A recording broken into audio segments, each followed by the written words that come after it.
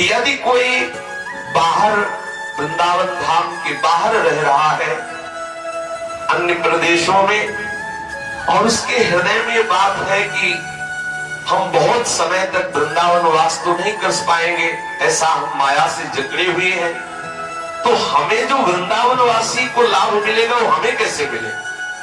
क्योंकि हमारा फिर तो जीवन व्यस्त हो जाएगा, हमें अखंड वृंदावन वास तो मिलने वाला नहीं, क्योंकि हम इतने मोह में फंसे हुए हैं, इतना हम संसार में सत्यत्व बुद्धि किए हुए हैं, घर परिवार में इतना महत्व बुद्धि किए हुए हैं कि हम वैराग्य करके वृंदावन धाम में अखंड वास करें, इतनी तो हमें सामर्थ्य दिख नहीं रही। तो हम क्या करें?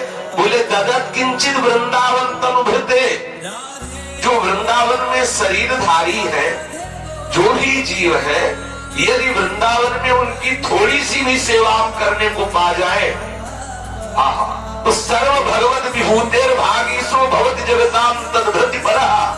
कितनी अद्भुत बात कह रहे श्रीपाद प्रबोधानंद जी। ये वृंदावन के जो पक्षी हैं, वृंदावन की ये जो गाय पशु आदि, ये जो वृंदावन के बंदर आदि, यहाँ के जो ब्रजवासी जन, यहाँ जो वास करने वाले संत महात्मा, जो भी गृहस्थी जन जो भी है, यदि कहीं यहाँ किसी की भी आपके द्वारा धन अन्न वस्त्र वास आदि की सेवा बन जाए आपसे, तो श्रीपाद प्रबोधानंद जी कह रहे हैं कि वो भगवान की समस्त विभूतियों को तृप्त करने वाला बन जाता है।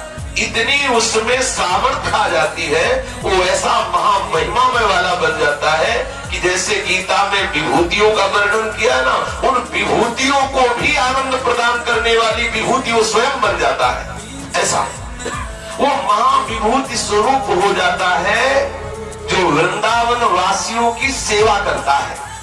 यद्यपि वो वृंदावन वास नहीं कर पा रहा, अखंड वृंदावन वास नहीं कर पा रहा, पर वृंदावन के पक्षियों को, वृंदावन के पशुओं को, वृंदावन के बंदरों को, वृंदावन के जो ब्रजवासी जन है, जो गृहस्थी जन आके रहे, मानो ऐसे गृहस्थी जन है कि भगवत चर्चा सुनकर भगवत प्रेम के लिए लालायित होकर श्रीधाम वृंदावन वास कर रहे हैं। उनके पास सम्यक व्यवस्थाएं नहीं है, आपको भगवान ने अति धन दिया है और आप ये लाभ लेना चाहते हैं वृंदावन वास का, तो चाहे वो गृहस्थ हो चाहे विरक्त, इस भूमि में वास करने वाले के लिए ये मर्यादा नहीं कि विरक्त की ही सेवा करनी चाहिए। यहाँ वनवासी है सब, कोई भी हो, स्त्री हो, पुरुष हो, गृहस्थ हो, विरक्त हो, वो सब वनवासी है। इस वन में वास करने वाले हर वनवासी की सेवा का फल एक ही होगा, चाहे वो गृहस्थी की सेवा करे, चाहे वो बंदर की सेवा करे, चाहे वो विरक्ति की सेवा करे, चाहे गाय की सेवा करे, चाहे किसी की भी, वो वृंदावन वासी है। इस बात की बात यहाँ है,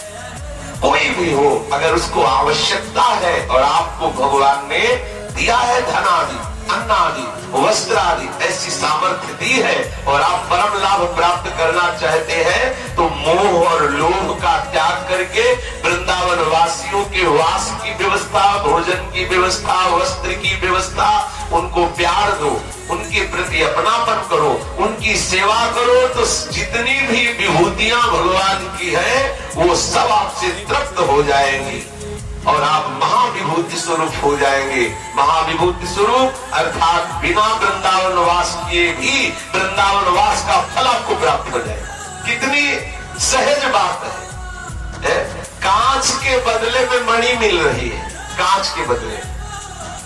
कहां सांसारिक तुच्छ धन, कहां सांसारिक अन्न वस्त्र आदि, और कहां प्रियालाल का कृपा प्रसाद, केवल ब्रजवासियों की सेवा से। जैसे माँ को प्रसन्न करना हो तो उसके बेटे को दुलार करने लगो, कुछ उसको खिला पिला दो, तो माँ अपने आप बोलने लगे। ऐसे माँ से बात करने की तुम्हारी सामर्थ्य नहीं होगी, लेकिन जब आप उसका बेटा जा रहा हो, दौड़ के उसको टाकी दो, दुलार करो और कुछ भी देने लगो, तो माँ अपने आप बात कर लेंगे। आप भाई ऐसा क्यों कर रहे हो, तो बच्चा वो अपने आप आपसे प्रेम भरी बात करने लगे। ऐसे ही हमारे प्रियालाल के लाडले हैं वृंदावन वासी, चाहे वो बंदर हो, चाहे वो पशु पक्षी हो, चाहे वो गृहस्थी हो, चाहे वो विरक्ति हो, चाहे ब्रजवासी हो, चाहे बाहर का वासी हो, जो यहाँ इस भूमि पर वास कर रहे, वो हमारी लाडली के लाडले हैं। प्यारी जी ने कृपा की तब आके वास कर रहे। इन वृंदावन वासियों की कोई भी शरीर से सेवा, अन्न से सेवा, वस्त्र से सेवा, धन से सेवा, वास की सेवा यदि ऐसा करता है तो हमारे लाडली लाल उस पर कृपालु होते हैं और जो वृंदावन वास का फल है वही फल उसको प्राप्त होता है। ये देखो कितनी बढ़िया बात श्रीपाद प्रबोधानंद जी महाराज ने की।